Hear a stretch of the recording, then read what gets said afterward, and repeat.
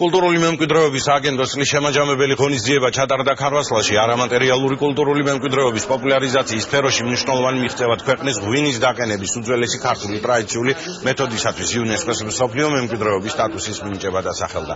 წინა საახალწლო ღონისძიებას არამატერიალური კულტურის სფეროში მოღვაწე სპეციალისტებით დაესწრნენ სტუმრებს სააგენტოს მიერ ახლად გამოცემული ალბომები დაურიგდათ.